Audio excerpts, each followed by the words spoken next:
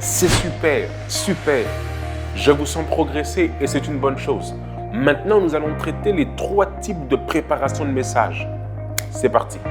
Alors, la première préparation de message s'appelle la préparation du message écrit.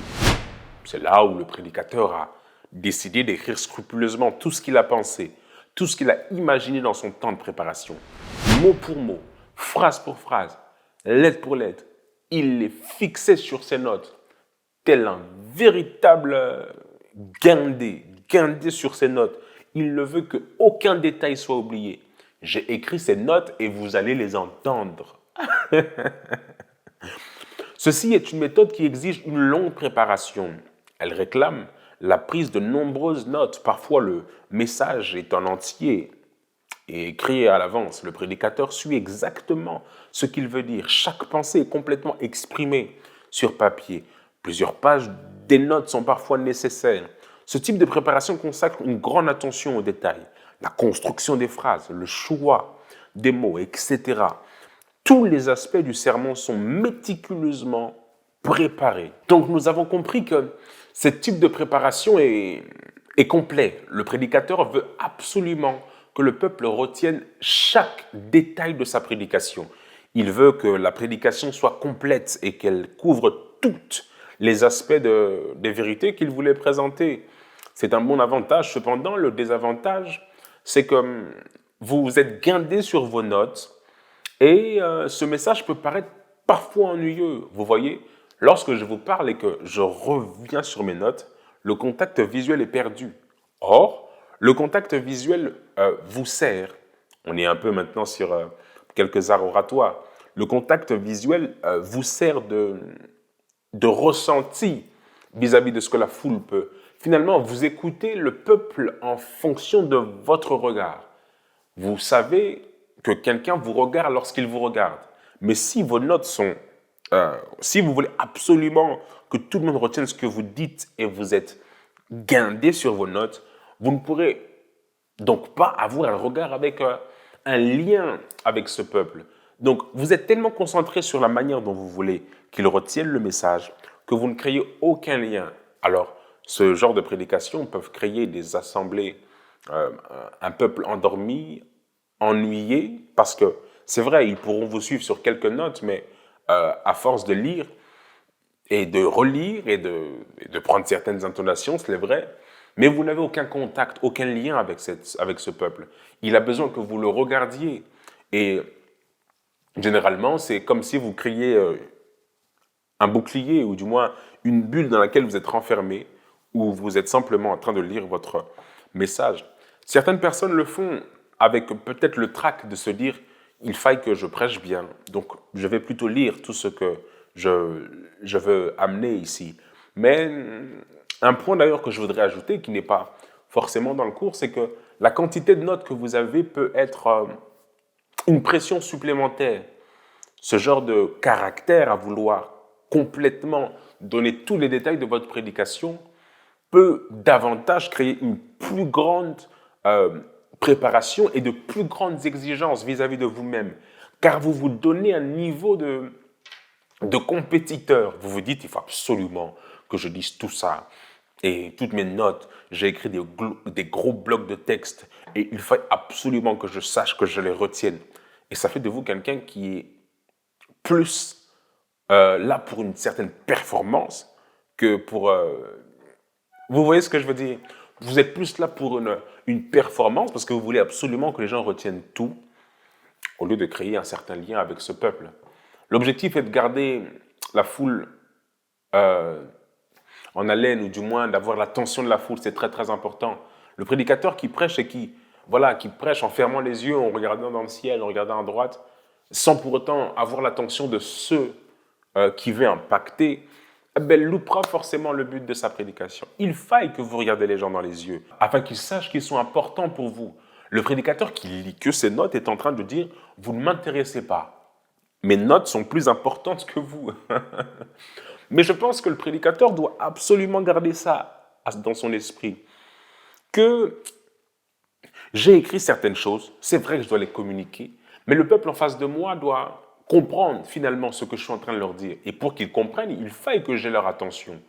Donc, ce, cette première préparation du moins de message est à prendre ou à laisser en fonction, mais voyons la suite, la deuxième préparation de message.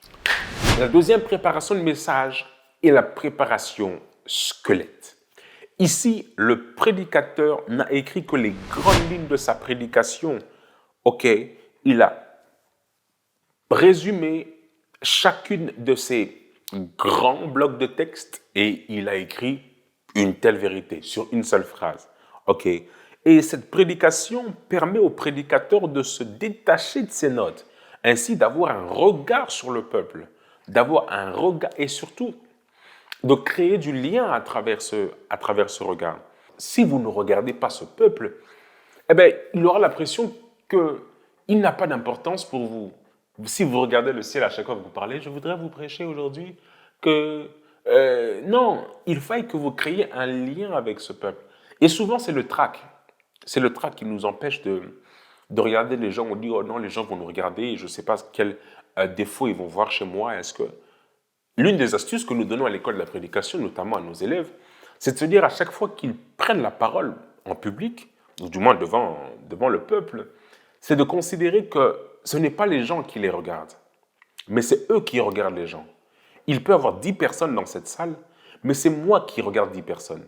Si je considère que 10 personnes me regardent, eh bien, je vais concevoir qu'il y aura 10 critiques, 10 regards différents. Donc, et cet effet miroir va me faire perdre mon assurance.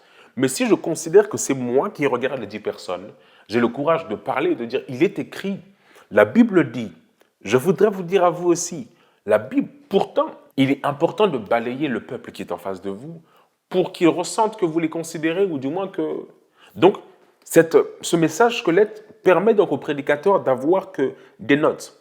Ces notes qui peuvent devenir comme des étincelles afin qu'à chaque fois qu'il les cite, en second point, Jésus est passé par Jéricho. Et là, cette phrase ne représente qu'un squelette. Et le Saint-Esprit, oh j'aime le Saint-Esprit. Est-ce qu'on peut acclamer le Saint-Esprit pendant quelques minutes? Oh mon Dieu, reçois la gloire, alléluia. Saint-Esprit, tu es trop fort, tu es trop fort. Donc une fois que le squelette ici est donné, le Saint-Esprit vient y mettre la chair, le corps, les nerfs, toutes ces choses pour donner la suite de votre étincelle, du moins du squelette que vous avez présenté. Ces notes donc servent de squelette pour que le Saint-Esprit maintenant donne du volume à ce que vous êtes en train de dire. Donc Jésus se déplace à Jéricho. C'est votre note écrite et c'est une déclaration, du moins la vérité est proclamée. Et le fait qu'elle soit proclamée, elle retentit dans votre subconscient afin que le Saint-Esprit vienne vous dire, c'est de ça dont tu dois parler maintenant. Oh oui. Et là maintenant, vous parlez de Jésus qui entre par exemple en Jéricho et qui est sur le point de rencontrer Bartimée. Et normalement, sous les sous-points que vous avez gardés, cela doit couler. Vous avez de la distance et vous avez la possibilité de quitter par moment votre pupitre. Et les gens aiment voir des gens mobiles en face d'eux. Ça leur donne envie de ne pas s'endormir, de ne pas s'ennuyer.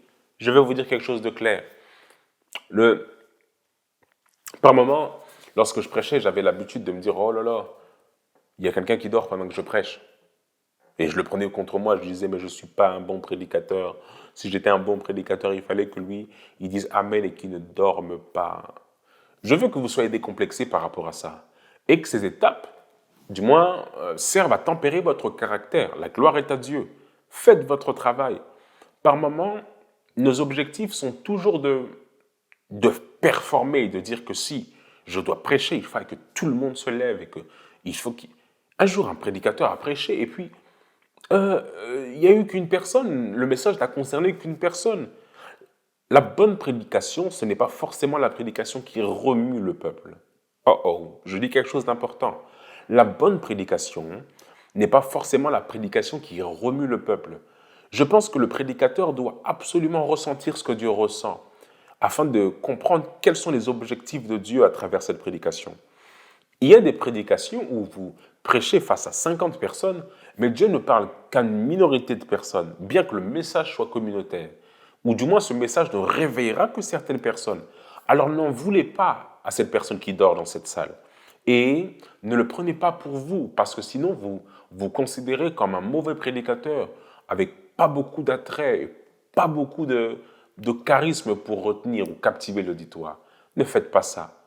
Il existe de fois un terme qu'on appelle la démonologie, qui fait en sorte que de fois, ce n'est pas volontairement que cette personne dorme, mais c'est peut-être des démons qui habitent en elle pour l'ensommeiller, c'est ce que c'est français, pour l'endormir, pour faire en sorte qu'elle s'endorme, afin qu'elle ne suive pas le message que vous êtes en train de dire. Alors vous devriez dire au Saint-Esprit encore plus de toi, afin de rencontrer et que la parole arrive à pénétrer les cœurs et à libérer les corps. Très, très important. Donc, le message Colette me permet donc de me déplacer ici, de quitter par moments la chair et d'avoir un contact plus visuel avec ce peuple. Cette méthode accorde une plus grande flexibilité au prédicateur que la méthode précédente, celle du sermon écrit. L'orateur n'est pas esclave de ses notes. Il est plus souvent à l'inspiration qui lui viendra souvent au cours de sa prédication. Son sermon est plus spontané et plus intéressant, mais il garde le fil du message grâce à la charpente que représentent les notes. Il arrive à couvrir son sujet de manière adéquate sans que sa présentation ne soit rigide et ennuyeuse. La différence est donc bien là. Quelqu'un qui est rigide et quelqu'un qui veut absolument communiquer son message écrit. Or, quelqu'un qui est squelettique a vu le point, ou du moins la note qu'il a écrite, et peut se déplacer pour devenir sociable, spontané, percutant, et oser faire des choses qu'il ne ferait pas s'il serait guindé. Quelqu'un qui est guindé ne laisse pas de place à l'inspiration, mais quelqu'un qui est squelettique peut permettre au Saint-Esprit d'agir. Avez-vous déjà vu des prédicateurs énoncer le thème qu'ils veulent dire, énoncer le verset, et quitter leur chair durant toute leur prédication? C'est-à-dire que si la chair était d'ailleurs sur des escaliers, ils ont lu, ils descendent et pressent l'intégralité, l'intégralité de leur message en quittant leurs propres notes. Je crois que c'est un parcours. Ce genre de personnes, c'est généralement des aînés ou des pères. C'est un véritable parcours. Des personnes qui ont mémorisé certainement leurs points, leurs prédications, de sorte à se détacher complètement de leurs notes, quitte à ne donner que des révélations, des choses. Je pense que c'est un autre régime. Même moi, je me rends compte que c'est un autre régime qu'une personne a fait dans le parcours de la prédication, qui fait en sorte que lorsqu'elle prêche, le bagage spirituel qu'elle a lui permet à chaque fois elle a préparé sûrement son message, mais le Saint-Esprit l'aide à travers son parcours, la mémoire qu'elle a, à pouvoir continuer à donner des révélations, à être ce flot pour bénir le peuple, même en quittant sa chair. Très, très important. Je souhaite que ce soit votre partage, parce qu'un prédicateur dynamique comme ça, on a plaisir à l'écouter et on veut entendre encore plus de lui pour que la parole nous parle aussi. La troisième préparation de message est une préparation improvisée. On appelle ça le message improvisé. Ce style de message est spontané et est présenté ordinairement sans note au moment où il est délivré. Souvent, le prédicateur a passé beaucoup de temps à réfléchir sur son sujet et son cœur et sa pensée sont remplis des aspects vitaux du dit sujet. Ce style est souvent utilisé pour délivrer des sermons basés sur l'inspiration. Cette méthode permet de présenter les messages évangéliques de manière très efficace. Ce sermon coule du cœur et très souvent délivré de manière émotionnelle. C'est un sermon improvisé et généralement, ce genre de sermon a peut-être pour cas des évangélisations, par exemple, publiques. Quelqu'un qui n'a pas de notes en face de lui, mais qui est poussé par le Saint-Esprit pour dire « Repentez-vous, le royaume de cieux est proche ». Jean-Baptiste, je ne pense pas qu'il avait des notes. Du moins, il était juste en train d'être inspiré par le Saint-Esprit, avec un message improvisé. Du moins, l'avantage de ce type de préparation, c'est que vous dépendez absolument du Saint-Esprit qui vous insuffle et de deux, du réservoir de connaissances que vous avez de lui. Oh, très important ça. Ici, le prédicateur utilise donc l'inspiration du Saint-Esprit. Il n'a pas de notes. Il faut qu'il parle, il faut qu'il évangélise. Donc, il est en train d'utiliser une impulsion du Saint-Esprit pour dire aux gens, répentez-vous. Jésus vous aime, il est écrit, car Dieu a tant aimé le monde qu'il a donné son Fils unique. Enfin, il est gainé, poussé par le Saint-Esprit. Il est spontané, il est percutant, il y va. Maintenant, ce type de message peut être captivant et stimulant lorsqu'il est présenté par un prédicateur compétent et expérimenté. Ce style touche les émotions et informe l'esprit. Très bien. Il présente toutefois deux faiblesses. Premièrement, c'est que ce style de message manque beaucoup de substance. Parce qu'il n'y a pas de préparation. Le prédicateur, il va par le réservoir de ses connaissances. Après, c'est possible. Hein. Quand le réservoir est bon, il est possible que la substance soit du moins considérable. Mais standardisé, le message, ce genre de message manque de substance parce que malheureusement, il n'y a pas eu de préparation. Et puis, il arrive que ce message soit un peu peut-être émotif. Donc, Alléluia, Amen, Alléluia, Jésus vous aime. Alléluia, est-ce que tu as gardé ta foi? Dans l'église, par exemple. Alléluia, est-ce que tu as gardé ta foi? Jésus t'aime, il faut absolument que tu aies la foi. Et puis Jésus va te dire que tu vas aller là-là. Et puis Jésus... Ce genre de message, donc émotionnel par moment, il manque un peu de substance et surtout, il peut devenir irrationnel. Parce qu'à force de vouloir être... Vous avez vu, la partie de la construction est très importante parce qu'elle permet de suivre le prédicateur que vous êtes lorsque vous prêchez. Donc cette partie du message improvisé n'a pas de structure. Donc il est difficile de suivre un prédicateur qui a prêché sur tout. Tu dois avoir la foi en Dieu. Mais avant ça, répands-toi. Parce que si tu ne te répands pas, et puis après tu vas recevoir l'onction. Vous voyez, improviser comme message, il peut donc ne pas favoriser la compréhension, mais créer un potentiel feu qui peut démarrer dans notre cœur. Mais en termes de substance, cela peut être compliqué. Pour conclure sur ces trois types de préparation de message, celle que nous vous suggérons, c'est vraiment la préparation squelettique. Le prédicateur a un bon équilibre entre donc, le message écrit, parce qu'il a écrit certainement des notes, et le message improvisé. Les deux permettront à travailler l'aspect humain toujours et l'aspect divin, vous voyez, afin de créer un bon équilibre ici. Écrire certainement des notes, structurer un message avec des notes écrites. Imaginez-vous un instant que vous ayez écrit toute votre prédication et qu'elle repose sur des feuilles entières. C'est-à-dire que vous devez lire, imaginez que vous êtes devant les gens, vous tournez la feuille et ce n'est finalement pas cette feuille. Et puis après, vous serez complètement perdu. Donc, le message squelette est vraiment court, précis, limpide et il vous permet d'être inspiré davantage par le Saint-Esprit. Gardez à l'esprit que oui, en dessous ces notes écrites, vous pouvez ajouter 1 à 2 phrases pour finalement vous rappeler de ce que vous vouliez dire. Mais gardez les grandes lignes, mettez-les en évidence lorsque vous prêchez. Surlignez, du moins aujourd'hui, c'est ce que nous vous conseillons. Surlignez, mettez-les en gras, du caractère, des choses qui vous permettront de facilement rebondir sur ce que vous vouliez dire après que vous l'ayez dit. Soyez patient lorsque vous traitez un certain sujet. Parce que des fois, le temps de la prédication peut durer un certain temps, mais parce que vous voulez absolument courir dans votre prédication, vous vous rendez compte qu'on vous a donné 30 minutes et puis vous prêchez pendant 15 minutes et vous dites « Ah ben j'ai plus rien à dire ». Très important, prenez le temps. Nous parlerons après de tout ça. J'ai tellement hâte de vous présenter la suite. J'ai envie de finir avec vous ici et vous dire « Come on, à votre tour de prêcher ».